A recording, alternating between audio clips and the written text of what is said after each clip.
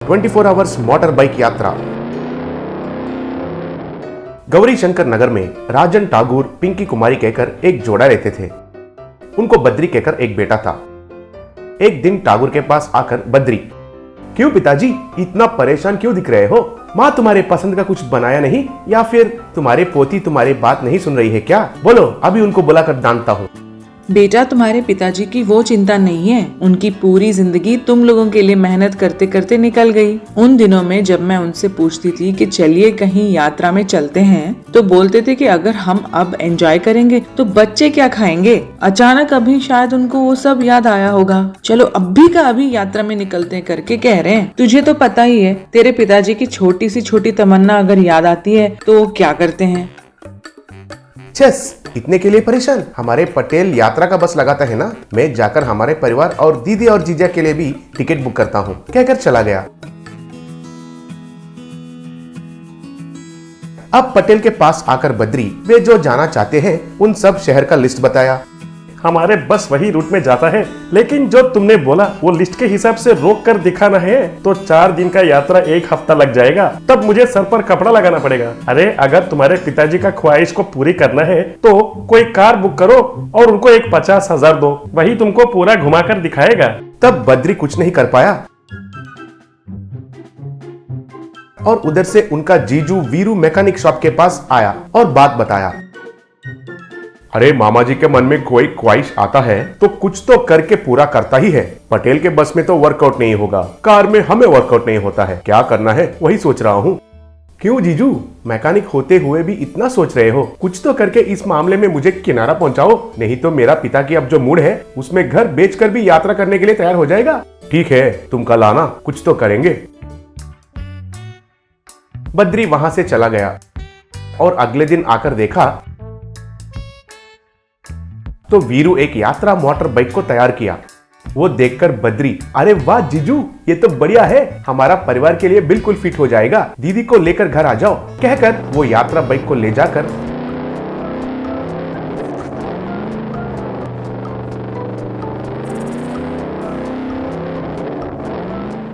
उनका माँ, पिता और पत्नी को दिखाया। वो देखकर बद्री का पत्नी, सुनिए जी, बाइक तो ठीक ही है, मगर क्या ये हम सबका वजन ले पाएगा?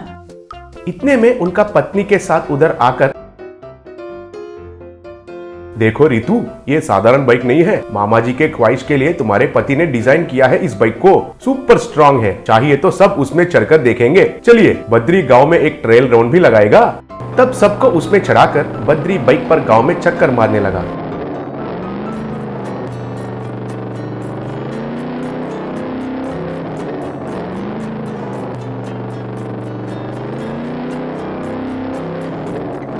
तो गांव में सब लोग उस यात्रा बाइक को देखकर हैरान होने लगे।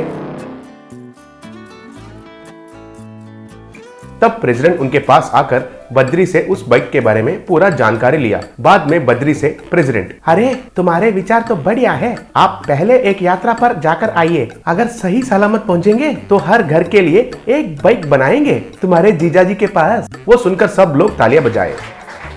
बाद में बद्री का परिवार सारे मिलकर उस बाइक पर यात्रा को निकले। तब पटेल उनके आदमियों के साथ आकर,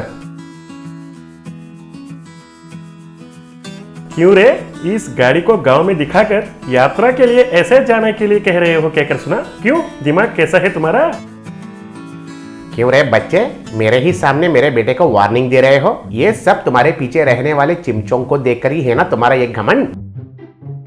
देखो अंकल, इस मामले में आप बीच में मत आओ, अगर मेरा दिमाग घूम गया तो मामला मामूली नहीं होगा।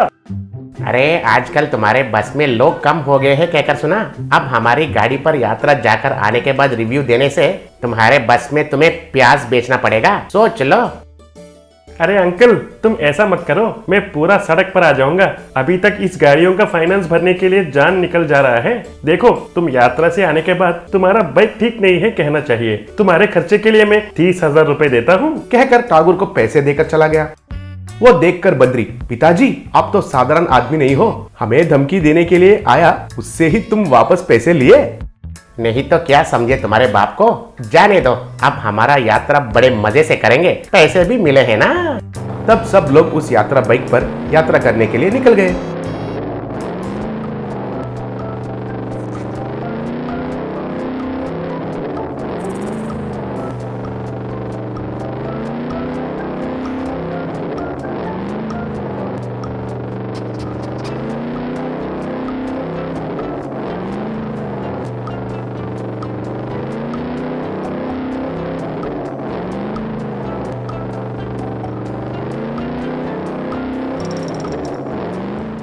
लालची मटन वाला।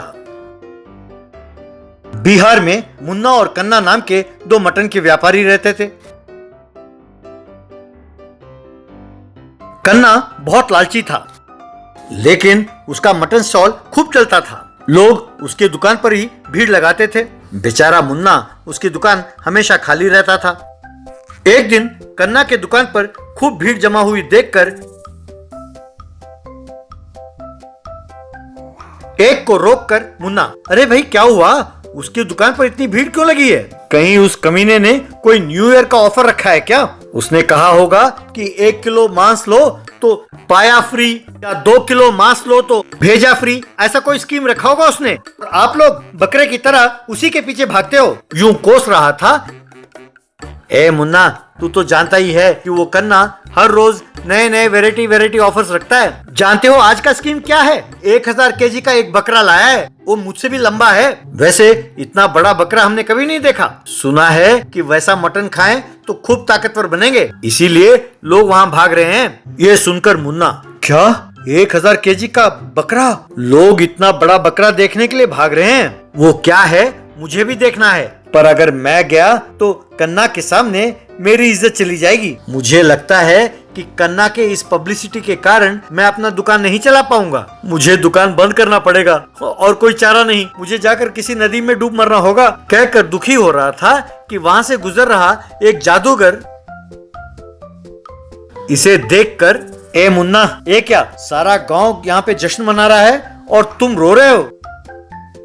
क्या बताऊं, एक वक्त था जब कन्ना मेरे दुकान में मटन की पोटली बनाता था और आज वो मेरे ही दुकान के सामने दुकान खोलकर नित नए ऑफर्स और स्कीम्स के साथ मेरा ही धंधा ठप कर रहा है और मैं हर रोज मक्खी मारता बैठा रहता हूँ। बस इतनी सी बात? तो ठहरो, तुम मेरे बहुत पुराने दोस्त हो। जब सारा गांव मेरा जादू देखकर हंसता था, एक तुम ही थे जो मुझे प्रोत्साहन देते थे। तो जब तुम तकलीफ में हो, मैं तुम्हें कैसे छोड़ सकता हूँ? ये लो, ये हवा का पंप है, इससे तुम अपने भेड़ बकरियों में हवा भरो। तो वो 100 केजी तो क्या, 200, 300, 500, 1000 केजी का भी बन सकता है। इससे तुम उससे भी बढ़िया धंधा कर सकते हो। ये सुनकर मुन्ना उछलकर कूदा और, मुन्ना, अरे थैंक्स बॉस, थैंक्स। अगर तुमने जैसा कहा वैसा हुआ तो मैं तुम्हारे लिए एक मैजिक स्कूल बनवाऊंगा। कहकर उस मैजिक पंप को लेकर अपने पास रखे एक भेड़ को हवा भरने लगा। वो भेड़ यूं फूलते फूलते 500 किलो वाला भेड़ बन गया। बस ये देखकर खुशी से उछलता हुआ मुन्ना, भाई और बहनों, आओ आओ, सिर्फ 100 केजी का भेड़ देखकर खुश ना हो, मेरे पास देखिए 500 केजी का भेड़ है। आइए आइए, आज इस भेड़ को काटकर आप सबको 1-1 केजी मांस मुफ्त में दूंगा। ये सुनकर लोग कन्ना के दुकान को छोड़कर मुन्ना के दुकान के सामने लाइन लगाने लगे। लोग, अरे यार, उस कन्ना के दुकान में सिर्फ 100 केजी का भेड़ है, पर मुन्ना के पास 500 केजी का भेड़ है। ऐसा भेड़ मैंने अपनी जिंदगी में कभी नहीं देखा। लगता है इस एक भेड़ का मांस सारे गांव के लिए काफी होगा। कहकर मुन्ना के दुकान के आगे लाइन लगाने लगे। उस दिन से मुन्ना के दुकान के सामने भीड़ जमा होने लगी। मुन्ना ने खूब पैसे कमाए। वादे के मुताबिक एक मैजिक स्कूल बनाकर भी दिया उस जादूगर को। ये देखकर ईर्ष्या के मारे कन्ना, अरे ये मुन्ना तो पहले मक्खी मारता था, अब अचानक इसके पास इतने इतने बड़े बड़े भेड़ कहां से आ गए? ये 100 केजी वाला भेड़ लाने के लिए कितने गांव घूमना पड़ा, पर मुन्ना घर से बाहर नहीं निकलता, फिर भी 500-500 केजी के भेड़। जरूर इसके पीछे कोई राज है, किसी तरह इसका पता लगाना होगा। कहकर एक दिन रात को चोरी छिपे मुन्ना के दुकान के पास जाकर देखा। बस जब सब चले गए तब मुन्ना ने दरवाजा बंद किया और अपने पास वाले जादुई पंप से भेड़ बकरियों को हवा भरने लगा। वे धीरे धीरे फूलने लगे। ये देखकर कन्ना, अच्छा, तो मुन्ना के जैंट भेड़ बकरी के पीछे ये राज है, यानी ये सारा जादू उस मैजिक पंप का है। किसी तरह उस हवा वाले पंप को चुराना होगा। कहकर मुन्ना के जाने के बाद उस पंप को चुराया। सबकी नजर बचाकर उसे अपने दुकान में ले जाकर वहां पर एक ही भेड़ था, उसमें हवा भरने लगा। वो भेड़ बहुत फूलने लगा, लेकिन लालची कन्ना और हवा भरने लगा और हवा भरने लगा। और कन्ना, हाँ और बड़ा बनो और बड़ा बनो, कल मैं उस मुन्ने से भी ज्यादा बहुत बड़े भेड़ को तैयार करूंगा, तब सारा गांव मेरे दुकान के बाहर लाइन लगाएगा, मेरे दुकान की रौनक फिर से आ जाएगी। यूं हवा भरता गया तो वो भेड़ अचानक धड़ाम से फट गया। उससे उसका दुकान भी चूर चूर हो गया। जो एक भेड़ था उसके भी फट जाने से और कोई चारा ना बचा तो वो सीधा मुन्ना के पास गया और